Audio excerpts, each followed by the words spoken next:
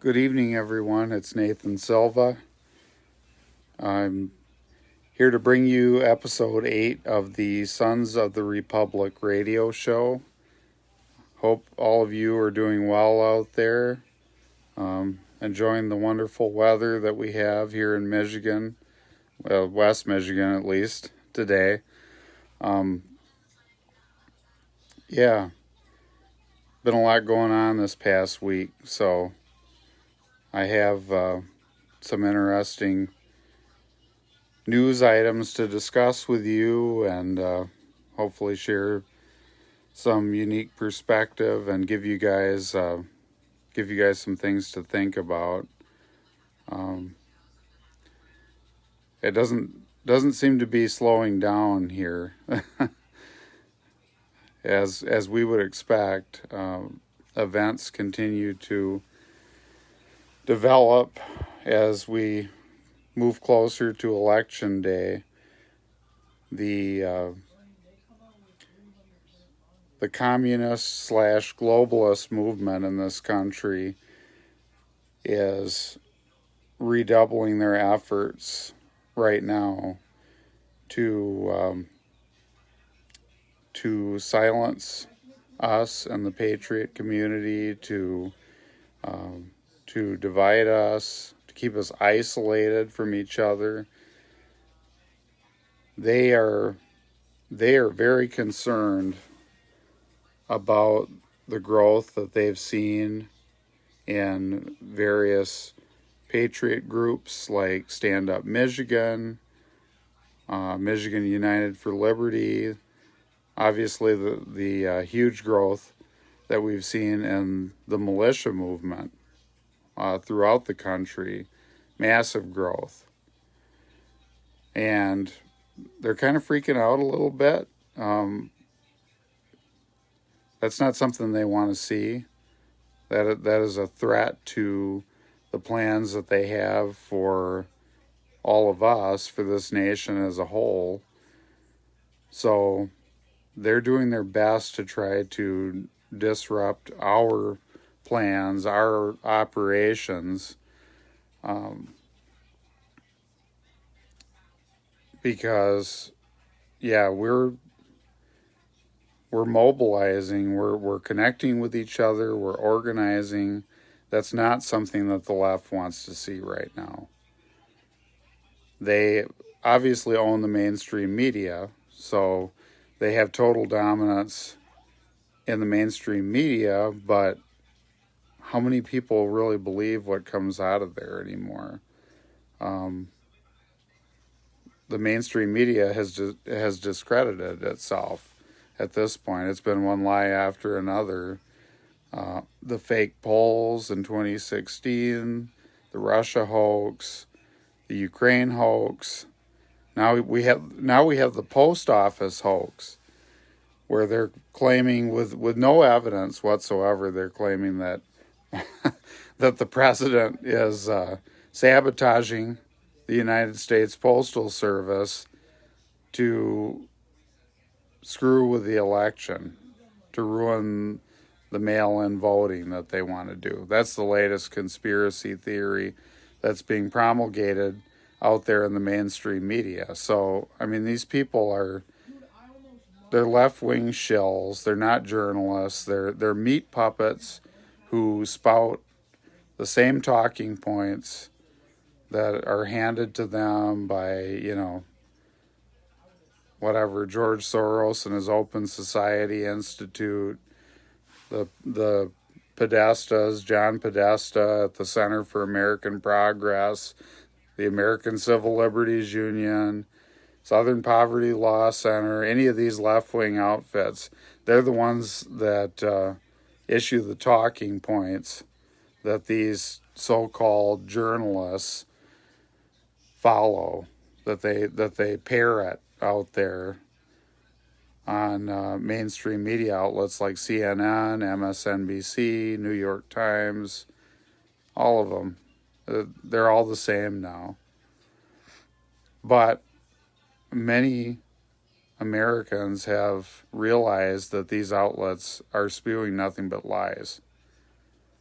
So over time, the effectiveness of their propaganda outlets has decreased. They know that. So as the influence of those dinosaur media outlets has decreased, more and more people have turned to the internet, to social media, to try to figure out what's going on, to get their news.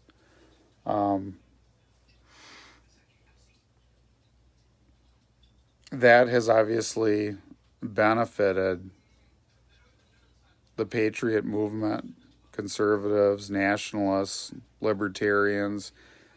That has benefited us because on social media, up to this point, we've had more of an even footing where people like you and I we can share our thoughts, our perspective on the events of the day. We can debunk the lies that are coming out of the mainstream media outlets, or we have been able to. So that's why you see all these calls out there on the left for the big tech companies to do something about hate speech. Because hate speech, as you guys know, is any idea that's expressed that doesn't comport with their ideology. That's hate speech to them. Unfortunately, as many of you probably already know,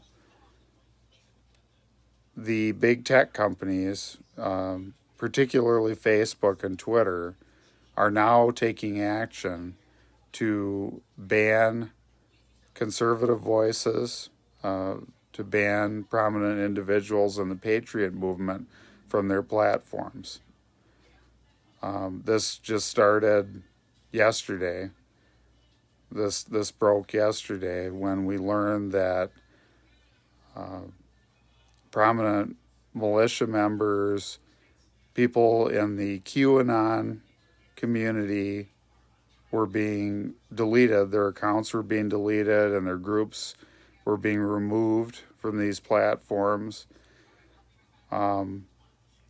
It's not a surprise to many of us. I think many of us expected that this would come along because a lot of these people have been very effective in refuting the lies coming from the leftist media outlets and in promoting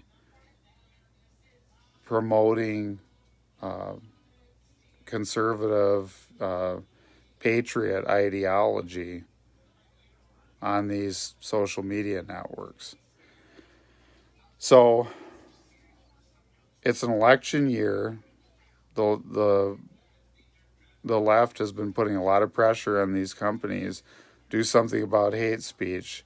While they did something, they're kicking these people off from their platforms, and it's because they don't want them to continue to speak out, to share their thoughts and perspectives on on the political situation, on the things that are happening in this country right now.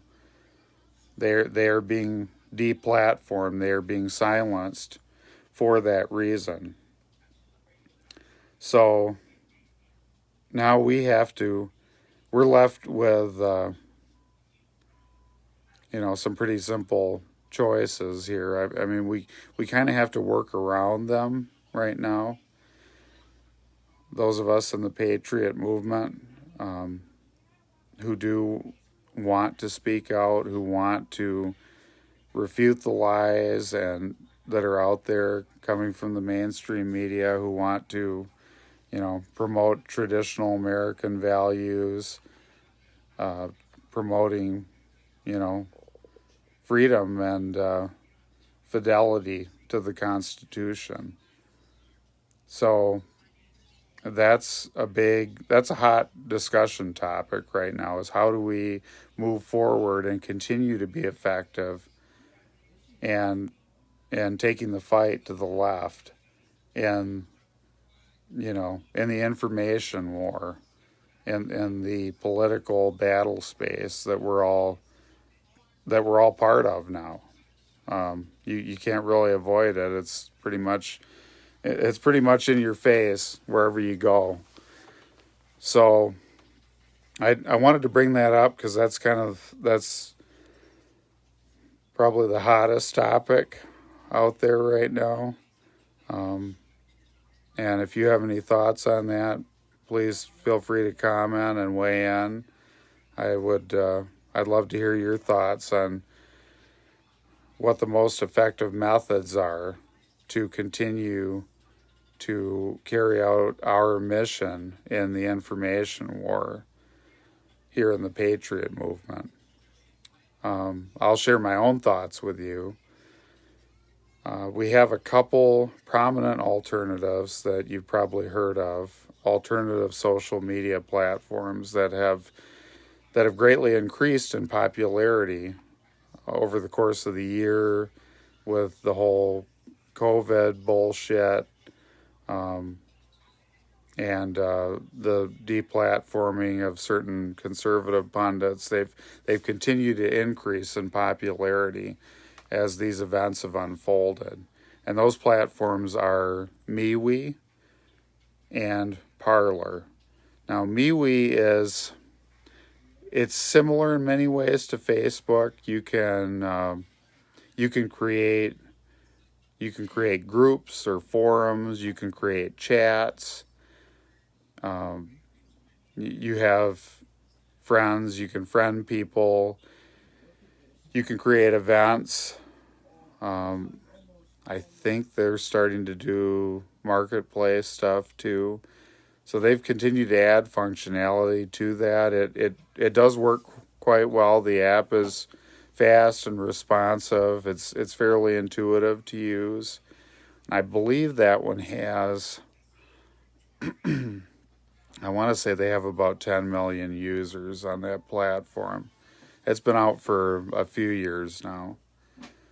So I know many of my friends in the Michigan Home Guard and other friends and the Patriot movement are now moving to that platform, because they do have a policy where they're not they don't have they don't have these monitors, these sensors out there monitoring you all the time for so-called hate speech.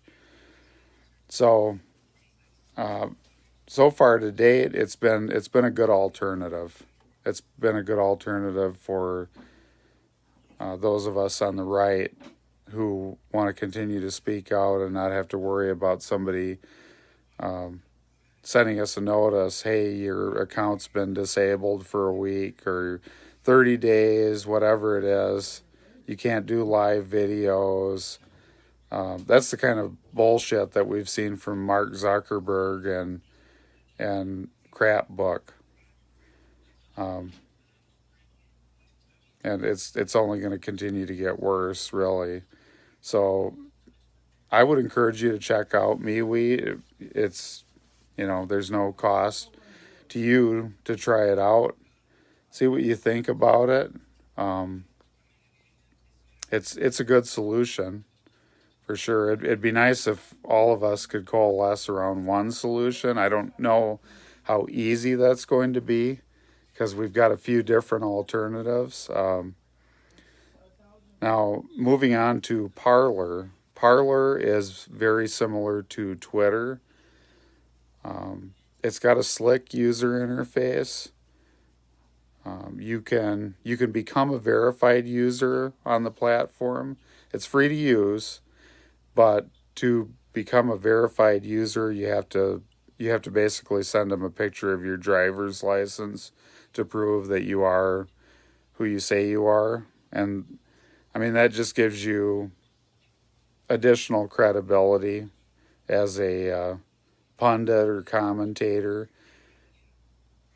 because people know that your identity has been verified. I've done that. I've gotten quite a few followers. I've followed a lot of people on there. Dan Bongino is a big proponent of that platform, as is the president's son, Donald Trump Jr., both heavy Parler users.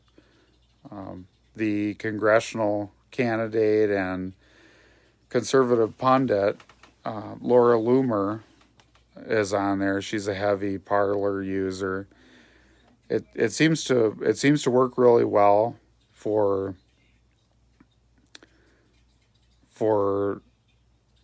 sharing thoughts or ideas, just like Twitter does, but they don't censor like Jack Dorsey, the Twitter CEO, does. It's relatively full featured. You can do direct messaging with it as well. It's I haven't seen that there is event creation functionality on that though, or that you have the ability to create forums. So it is limited in that aspect. Not to say they won't add functionality in the future, but it's been growing fast. I know I heard a couple weeks back that they added 500,000 users in 1 week. So it's growing quickly, but it's probably not yet what you would call, a one-size-fits-all solution. I think it's a great place for people to share ideas, but it's certainly limited for using it as a platform for your organization, because you want to have a forum. You're probably going to want to have events if you're holding rallies or protests. So it's somewhat limited to use it that way as a platform for organizing, like for a political organization or for a militia group, that sort of thing. It's kind of limited for that, but it's got potential. We'll continue to see where it goes. There is a third option too that I wanted to bring up and share with you. Some of you may know about this, but it's probably new to a lot of you. I don't know if you've tried the site. It's called Gab. It's a social media platform. They've been shut down a couple times because they do not do any moderation at all of hate speech there. They consider themselves a completely open platform, which is a good thing, but they've taken a lot of heat for, certain people who have found a home there, who are racist or bigots, that kind of thing, Klan members or skinheads. So they've taken a lot of heat for that stance, because these people are able to express their ideas, their hateful ideology on that platform. But if you want to have truly free speech, that's the price you pay, right? You have to let groups like that speak freely. They have a right to speak, and we have a right to refute their ideas and say, no, this is why they're wrong. So I personally don't have a problem with those groups being allowed to speak. That's why we have a First Amendment. So I see that stance really as being the correct one, the most correct stance, if you're going by the Constitution and the First Amendment. That's a very attractive thing about Gab.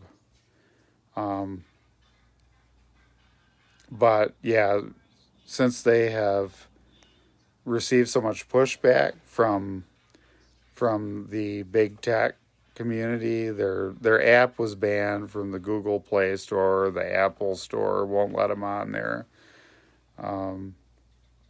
They've had problems with payment processors that have dropped them, that sort of thing. Um, so they've had some growing pains, some issues that they've had to deal with. But recently, this was several months ago, they actually moved to an open source, decentralized social networking platform called Mastodon. So what this does for Gab is there's no single, centralized data center with servers like Facebook has that is the hub for Gab. Gab is now decentralized because it runs on Mastodon. So really, you or I could take a server and install the Gab app, which is a port of Mastodon that they've customized. We could install that software, and we could run our own Gab server that can then interact with all the other decentralized Gab servers. So then your users on your social media site, your Gab instance, can communicate, can interact with people on other Gab servers through this decentralized Mastodon network. It's really cool. It's a cool concept. It's something that I've thought about trying for a while. I may still try that. That may in the end up being the optimal solution, because it's very hard for, how is the left going to shut down all these decentralized servers? They really can't. So that's a very strong thing in favor of using the Gab platform. So I have an account. I do have an account on Gab now. Maybe I'll post I'll probably post in on our show page. I'll post my handles on on those 3 sites for MeWe, Parler, and Gab. If you're on any of those platforms, feel free to connect with me or follow me. That'd be awesome. We're all kind of navigating this, and we're getting our feet wet in these different platforms and trying to see what is going to work the best, because we know that we have to move away from Facebook. Maybe not completely. I think Facebook has, what, 2 billion users, something ridiculous like that now. So it's monstrous. I mean, it's massive, and they collect so much data, and everybody's on there, or they have been on there, I should say. The younger generation, like my kids, my teens, they don't even use it. They use Snapchat and Instagram. Some of them, unfortunately, have even used TikTok, which is that's a propaganda app for the Chinese Communist Party. Don't move to TikTok. Cross that one off your list.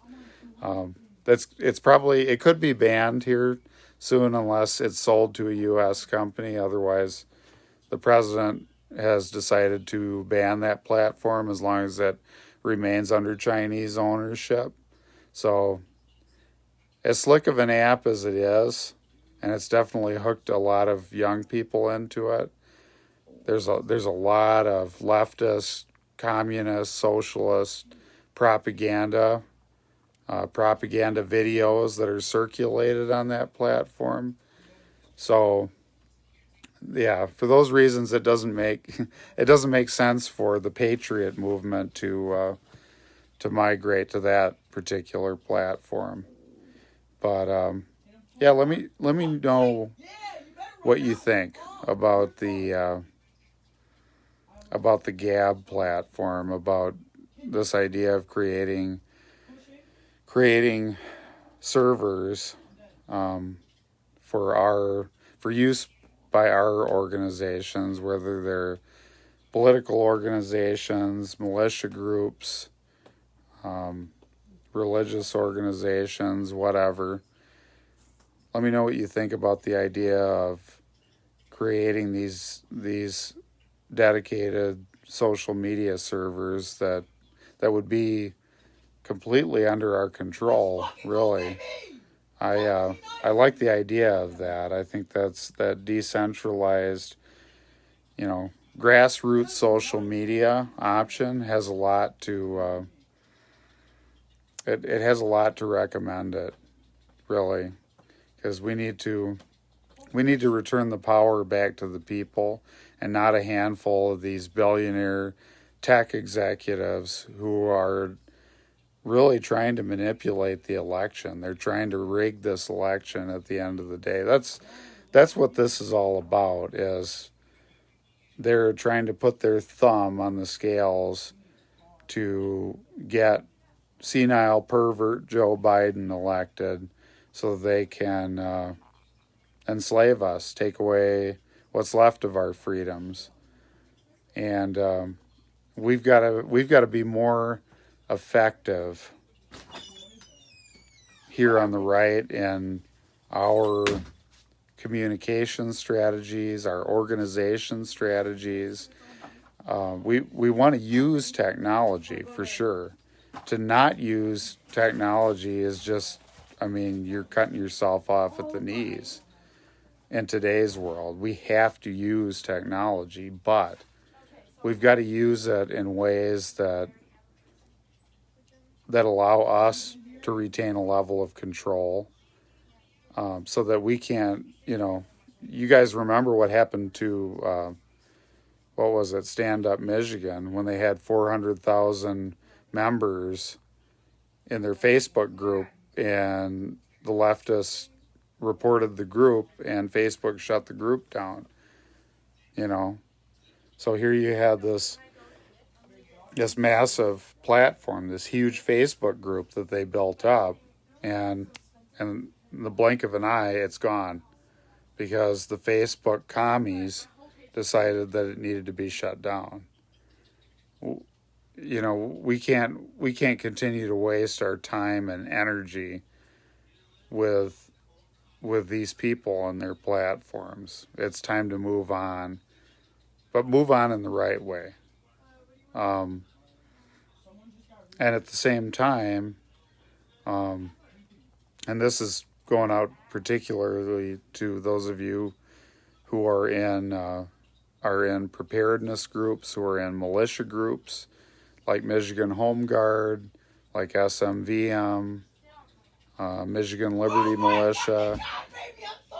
We need more amateur radio operators. We need more radio networks built up, because we need that as a vital backup, because we can sit here and talk about social media platforms and apps and all that, but at the end of the day, they all run on the internet. And for whatever reason, okay, it could be, the internet kill switch. You remember the talk about the internet kill switch, that the president should have the authority to flip the switch and shut down internet nationwide. So that's one threat to the internet. The other, you could have a solar storm. You could have a coronal mass ejection, they're called, where the sun hurls plasma towards the earth, causing massive electromagnetic disturbances in our atmosphere that would knock out satellites, it could knock out power potentially, fry your laptop, shut down the internet, that sort of thing. We need to have radio as a vital backup in the event that the worst happens. One of these scenarios takes place. at least we'll be able to talk to each other, point to point through radio and using repeater systems to cover, you know, to cover larger geographic areas. We need to be putting time, effort, and money into building up our capabilities in that area. That's something we can all do. It doesn't have to necessarily be expensive. You can start with a Baofeng, a handheld radio, one of these Chinese radios that you can get for about $35. We still have CB, Citizens Band radios out there. GMRS is another good solution that is relatively inexpensive. You can even use repeaters with it. So even if you don't feel like you have the time to go and become an amateur radio operator, there's still solutions out there, and you can be part of the solution by at least getting a radio for yourself and your family. Hopefully, a couple radios. But I encourage you guys to do that because it just makes sense in these uncertain times. I picked up one of these. I think they were made in the 1990s, but it's a little General Electric. It's a little case, and it has an all-in-one CB radio kit in it. It has a handheld CB radio that plugs in to your cigarette lighter in your car. And it comes with a mag mount antenna that you can, plop right on top of your car or truck. And that connects to the radio as well. And you're ready to go. It's a 40-channel radio. Nothing wrong with it. I picked that up for $3 at a garage sale. I tossed it in the back of my car. Because, if I'm out somewhere, I get stuck, I'm broke down the middle of nowhere, I can use it for that. If I'm out someplace and the shit hits the fan, I've got a radio that I can use to, communicate and get some help or link up with other people, other friendlies in the area. So radio is indispensable because it's the only thing that you can use as a backup in the worst case scenario. So I just wanted to throw that out there, so that give you guys something to think about, and hopefully pique your curiosity and maybe motivate you to go out there and look into these solutions so that you can be part of the solution yourself. But, yeah. I guess right now I'd like to move on to another news item of the day. And this is particularly relevant to those of you who are from Michigan, like me.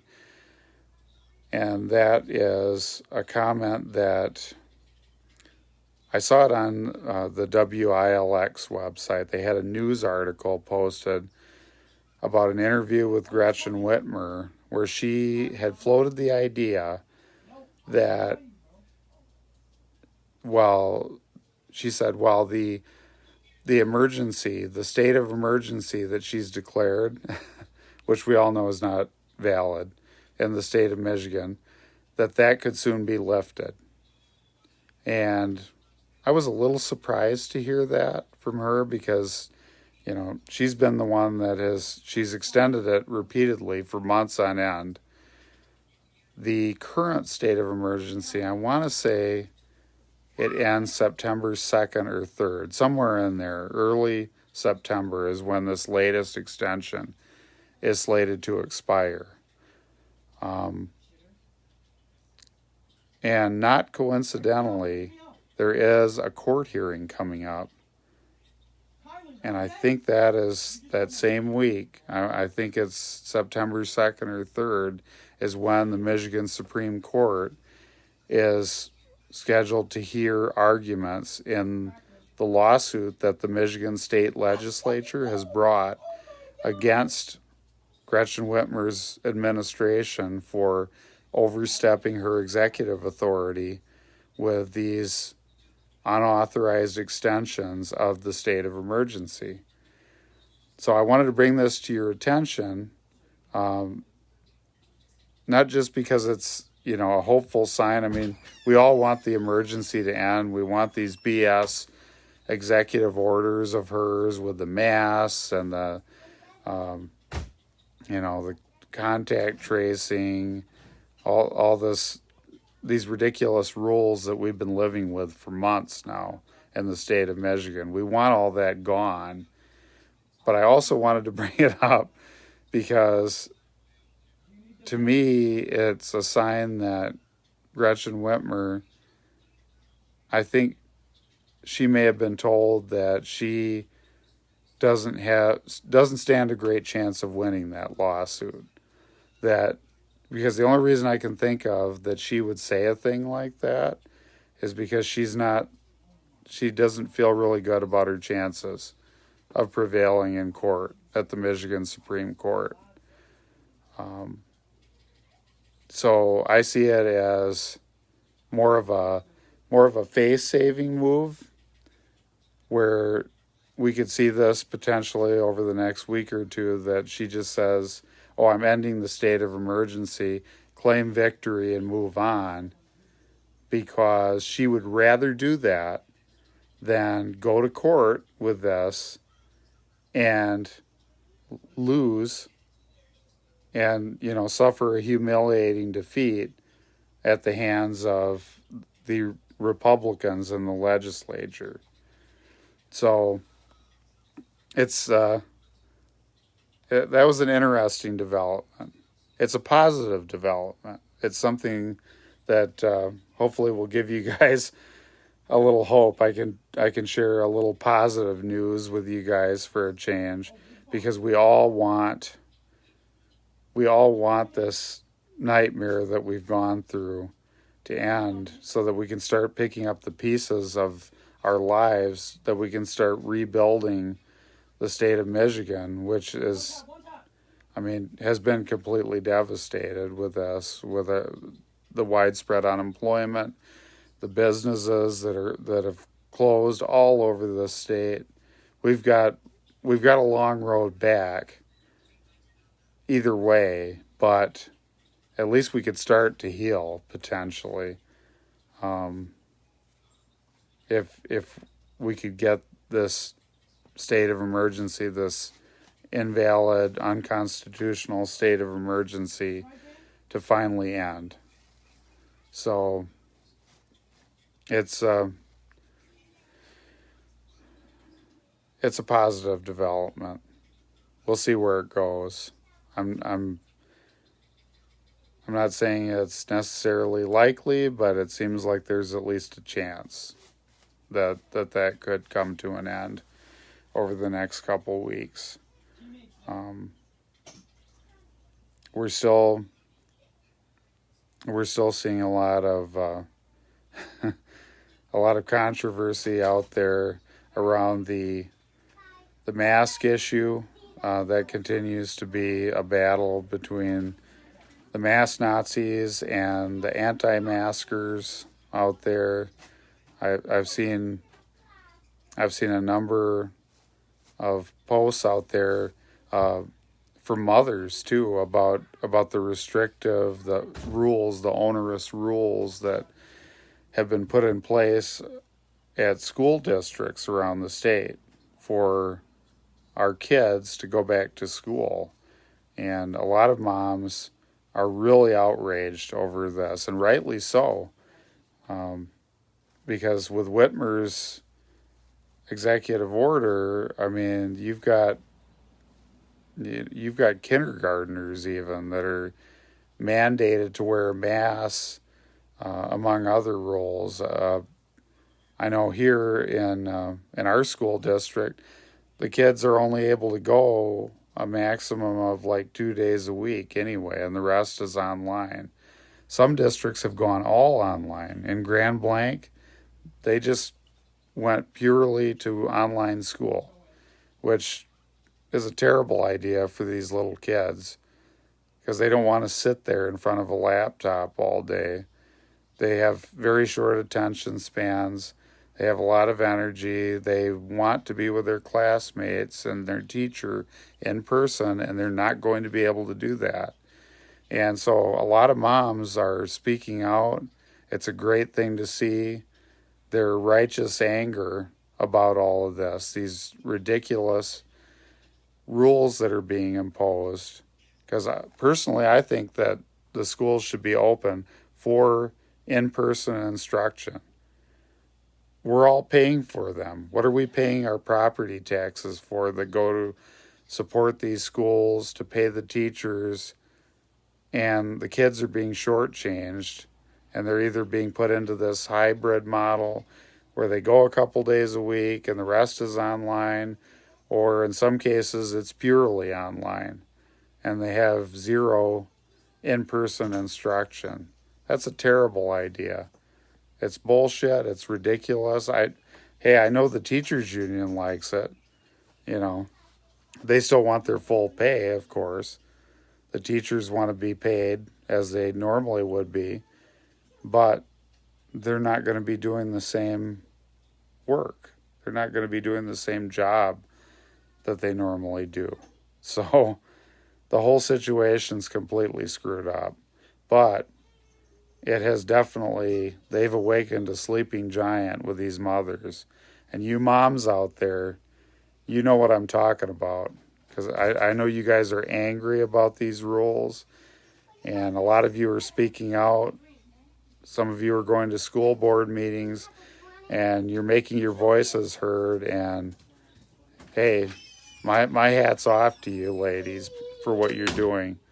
Because it's the right thing. We need to take our schools back for a number of reasons, not just that, but also the the curriculum here, the ideology that's being pushed, like down here in Mona Shores, where they're pushing BLM ideology in the classroom. That's a whole nother discussion. But just getting the schools operating again and actually providing in-person instruction, that would be a huge thing. And if anybody can do it, it's the angry mothers in Michigan who will get the job done. A lot of you are pulling your children out of school too. I've seen so many posts from Facebook friends like Shelly Gregory. Shelly, if you're listening, that's awesome. That's awesome what you're doing there. Shelly's pulling her children out of school there because the school, she's tried to make her voice heard. She's tried to, work with them and see what they could do to help her children. They're not interested. They didn't even return her calls. So she said, screw you, I'm pulling my kids out. And that was the right decision. Massive increase around the country, not just Michigan, around the country, in homeschooling of children. And that's a great thing, really, because we're going to need those kids to be leaders in this country as we try to rebuild after the collapse of liberalism, because liberalism is a mental disorder. Hey, Daryl. Yeah, I know you know what I'm talking about, because you've tried to talk to a lot of these leftists. And, I mean, the schools are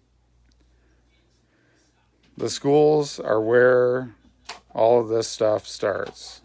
That's where the problem started, with the millennial generation. They were brought up with this crap in the schools from kindergarten all the way through college.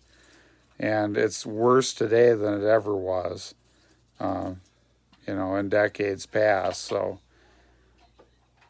if there's one good thing that comes out of this whole pandemic, maybe it'll be that we're finally going to do something about our broken education system. Our it's really more of a communist indoctrination system than it is an education. It's yeah, it's completely. They're so far around the corner now. I mean, we need to start from scratch and create an education system that actually works to help our kids get the skills they need for work and for life, because it sure as hell doesn't right now. Even though we spend more per capita than any other industrialized nation, and we get so little for it. You've got some school districts, like Flint and Benton Harbor. I mean, the kids can't even read when they get out of high school, a lot of them. So, that's that's a big problem.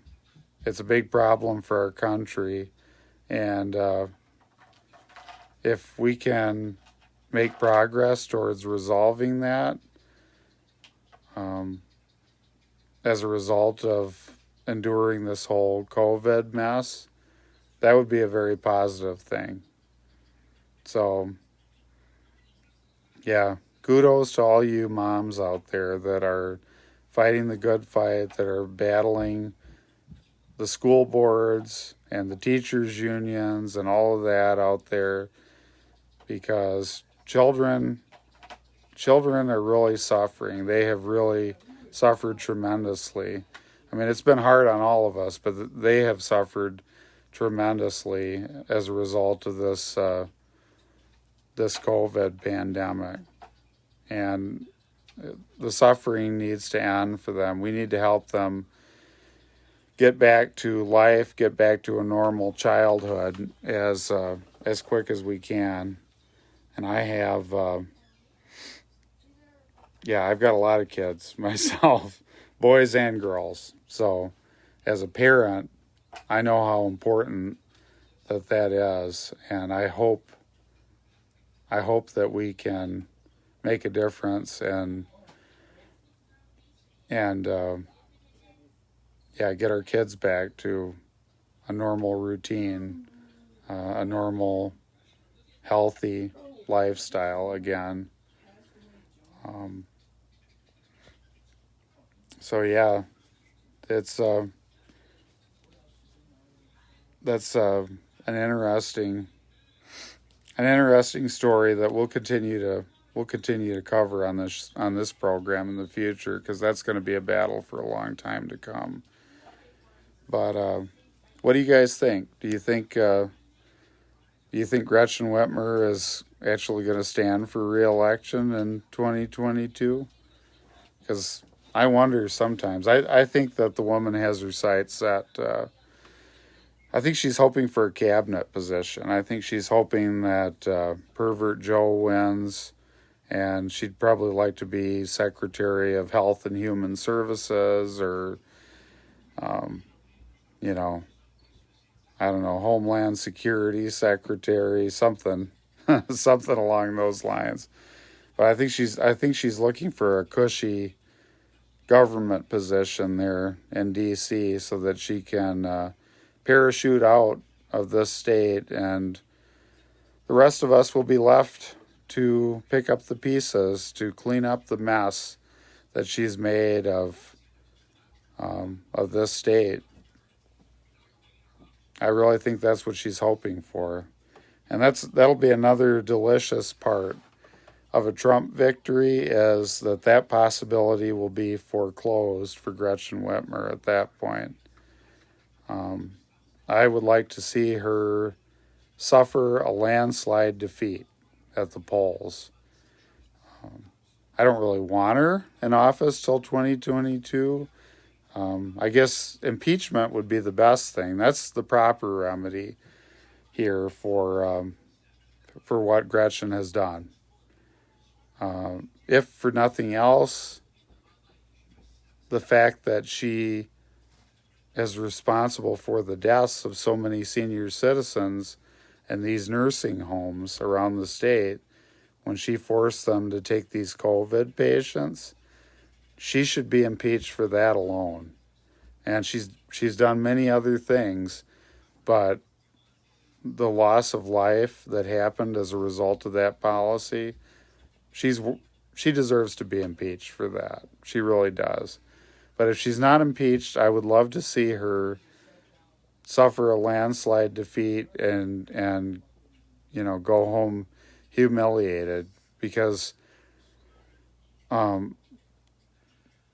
who she is as a person and her toxic ideology, all of that needs to be repudiated.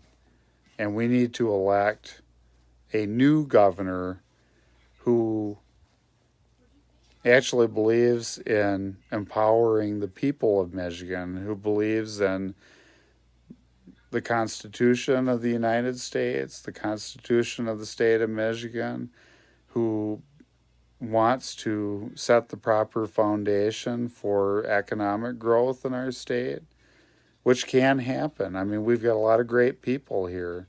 You know that, Daryl. Israel, you guys know that. You've worked with a lot of great people here. We've got talented people here. We've got a lot of industrial capacity that's underutilized, natural resources. I mean, we've got everything there, but we've got corrupt leadership in this state. And for those of you out of state, I'm not saying the problem isn't as bad in your states. I know it's really bad in a lot of other areas. Illinois, New Jersey, certainly, I mean, New York State's going down the toilet. There are many states, Democrat-run states around this country, that are suffering tremendously, and particularly the people in small town and rural America are suffering greatly right now. But it doesn't have to be that way. If we get the right leadership here, we could turn things around. And I hope that it's not going to be a person like that stuffed shirt Senate Majority Leader Mike Shirkey in Lansing. I know he's already edging towards declaring his candidacy, but he is the last type of person that we need to have in office as governor in Michigan. He would be a disaster. He doesn't have a backbone. He's not a leader. He's another finger to the wind politician who tries to tickle people's ears, tell them what they want to hear, who doesn't really live and practice conservative principles. We don't need another candidate like that. I'm still learning more about some of the potential candidates. I know there's a black gentleman named Austin Chenge who's declared his candidacy. He's going to be running for the Republican nomination for governor here in Michigan. He seems interesting. I don't know a lot about him yet, but I'm interested to learn more. If elected, he would be Michigan's first black governor, a Republican governor. But he's an interesting guy. Maybe we need somebody like that. If he's got the right background, the right skills and abilities, and he's truly, a constitutional conservative, if he believes in freedom and liberty, I mean, a person like that could work wonders in this state. I just hope we get somebody like that, somebody who can unite us in a common purpose, which is rebuilding this state. We need so much new infrastructure here. We need economic development. We need reform of our state government here. We need to protect our natural resources here, our tremendous natural resources that we're blessed to have in this state. So there's a lot of work that needs to be done. But Gretchen Whitmer has done tremendous damage to herself and to the Democratic Party in Michigan, I believe. I know that's not what you're going to hear in the media, but I think she's done tremendous damage because this pandemic has impacted just about everybody. And she's always going to have her cheerleaders and the teachers' unions and,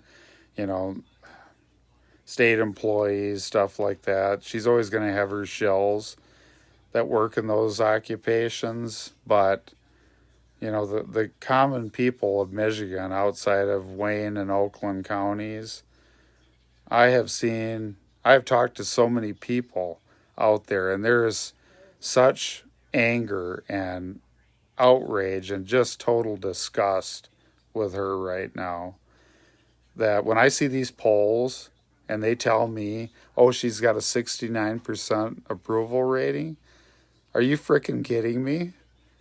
I think she's the most unpopular governor we've had. I mean, I wish Jennifer Granholm was in office right now. That's how awful she is. So, don't believe these polls. I mean, they've never polled me. They've never polled anybody I've talked with, and people are just fed up with what we've seen from Whitmer, particularly since the COVID pandemic started. I mean, she was doing a terrible job before, squandering money and putting us on the hook for billions more, putting our kids on the hook for billions more in debt, because she never wanted to make the cuts that are necessary to fund road repair. So she was doing an awful job before this. But this thing has just been, this was the icing on the cake. So I think we've got a real shot at, putting a reform-minded governor in office in Lansing, within the next couple years here. At the latest, it'd be 2022, but hopefully sooner, because we're not a wealthy state for sure. We're wealthy in natural resources, but the common people of Michigan are not wealthy people, and struggling Michigan families need help, and they need it sooner rather than later. So let's all hope that we can all be part of that, and we can make that happen, and we can turn the page on the Whitmer era and move on to a new period of reform and renewal here in the state of Michigan. And I wish that the same would happen in other states too, because our country as a whole needs reform, and it needs renewal and a return to first principles. So I want to be part of that, and I hope you do too. That's what all of us want in our hearts, I think, is for a restoration of America to go back to the principles and the values that made us, the greatest, most powerful country in the world. And it's not about a political party. It's about us, winning hearts and minds.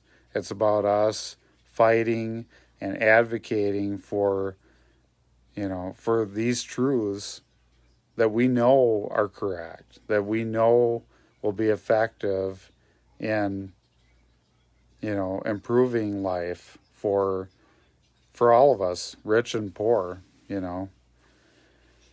So we're gonna on this show, on this program, we're gonna continue to speak out boldly, to speak out loudly, and hopefully effectively in in defense of liberty and freedom. And I hope to have some more great guests for you guys soon. We've had some technical difficulties getting people connected, so I apologize for that. I still want to get my friend Richie on. Dakota is having trouble with his laptop, so he wasn't able to join us tonight, but he says hi to all of you in the audience. Hopefully next week he can join us on here as well. I always find that the discussion is richer and more dynamic when I have a co-host than just you guys listening to me bloviate for an hour. I can fill an hour up by myself. I have plenty to say, but it's just the conversation is so much richer when I have a co-host with me. So hopefully we can make that happen for you next week. But as always, please share our Facebook page, like our Facebook page.